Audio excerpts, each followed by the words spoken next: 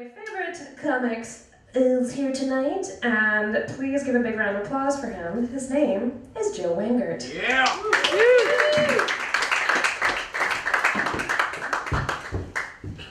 I'm having a great weekend. Thank you for asking.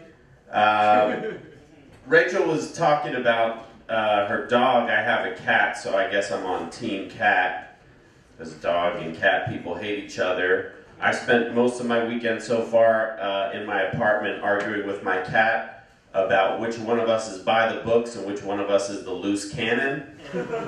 Long, ongoing argument we've been having. Does anybody else here have a cat? Woo!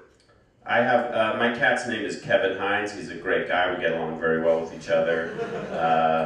I like to talk to my cat. I'm willing to admit that to you guys. But when I talk to my cat, I try to remain constantly aware of the fact that he is a cat and that he cannot understand what I am saying. Because I don't want to, like, cross that line, you know? My mom crossed that line a while ago. Last year I got a birthday present and a card from her cat. The cat knows how to write its name, and it also knows how the postal system works. And that's kind of cute that my mom did that, but the thing that is always weird about it to me is it's a cat that they got after I moved out of the house, so it's not a childhood pet, you know? There's no emotional connection between me and this cat. I don't know this cat. Yet somehow, it knew that I wanted season 3 of The Wire on DVD.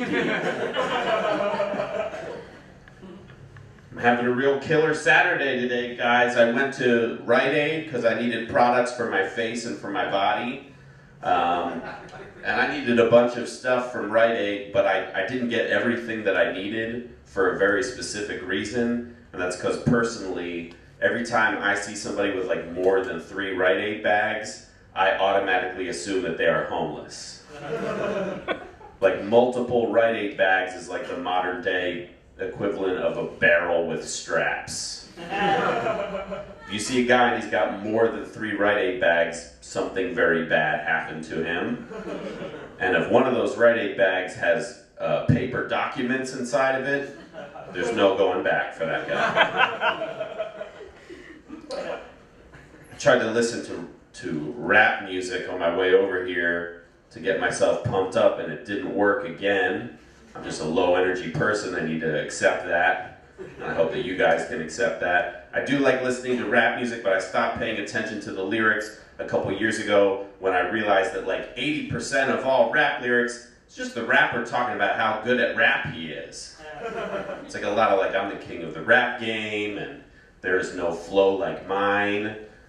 My swagger is head and shoulders above anybody else's swagger. These are not actual lyrics, I'm paraphrasing these lyrics, but I feel like stand-up would be way easier if I could pad out my set with like a lot of boasting like that. You know, if I could be like, yeah, look at me take the stage with confidence. Who's ready for my topical joke? Lots of people have been talking about this topic, but nobody's got unique perspective like mine. But then there wouldn't be a topical joke. It would just be the promise of a topical joke. I would declare that I'm good at topical jokes, but then I would not deliver. Who's ready for some wordplay? Gia! Who's ready for some self-deprecating stories? Yeah! Who's ready for an observation about daily life? Ooh, ooh. I wouldn't do any of that stuff. I went to the doctor yesterday and I got a little bit of bad news. He said that I have that Temple Grandin disease, but just the part of it that makes you wear ladies' cowboy shirts. So I feel like that could be worse. My iPhone died, so I got a new iPhone also this week. Is there an app that will send notifications of your accomplishments to the parents of your ex-girlfriends? Do they have that? It was too sad for you guys. That's okay. Did you guys have a good Toyota-thon this year?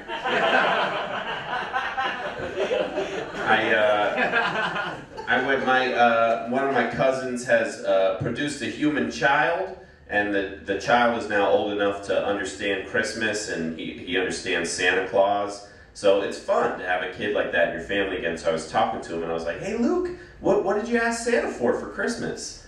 And he was like, "I don't know, man. I just like to get excited about meeting new people again."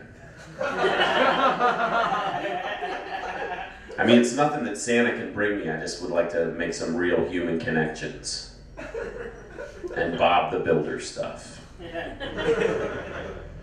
I stayed in Pennsylvania with my parents in the house that I grew up in. And when I moved out of the house, they like took over my bedroom and filled it up with a bunch of like knickknacks and bullshit. So when I go back there now, it's like very disorienting. And last year when I went home for the holidays, there was an antique chair in the corner of the room that had never been there before. And sitting on the chair were two creepy dolls.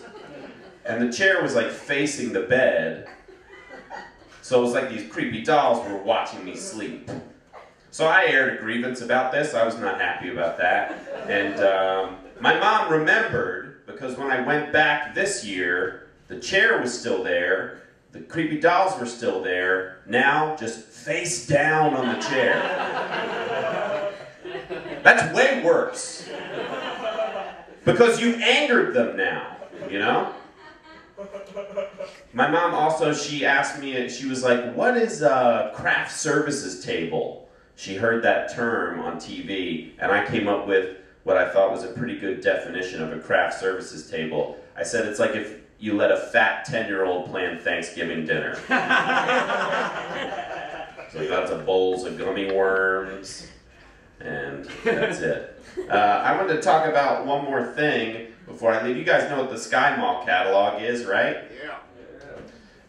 Well, I don't want to talk about that because everybody knows that's a pretty dumb thing, right? It's that catalog that's in the back of every seat on an airplane filled with stuff that no one has ever bought, like alarm clocks for your toilet and stuff like that. But there's one thing in there that I thought was really disturbing. They're called Jumpin' Jammers. That's Jumpin' with no G and Jammers with a Z instead of an S. And as far as I can tell, they're like adult-size footy pajamas for like emotionally stunted adults. And their ad actually says that they're for, this is what their real ad says, it says that they're for dancing, goofing around, and let's not forget sleeping too. For preteens, teens, adults, and even you, and that's where I think they're wrong. I do not think they're for me.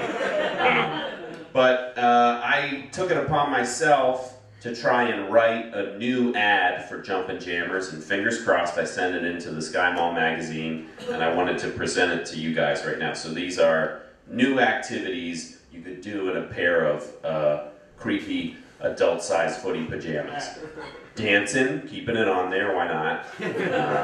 Goofing around, they're perfect for that, really, if you think about it. Horsing around, just subtly different from goofing around. If you've done it, you know. Shaming your parents, they'd be good for that. Embracing your virginity. Losing a court case. Making your next job interview real weird. Disturbing sexual role play. That's disturbing with an N and a little apostrophe. And then the last thing that I think would be good to do in a pair of creepy adult-sized footy pajamas, nighttime crying. Good old nighttime crying. Thanks a lot, guys. My name is Joe Wengert.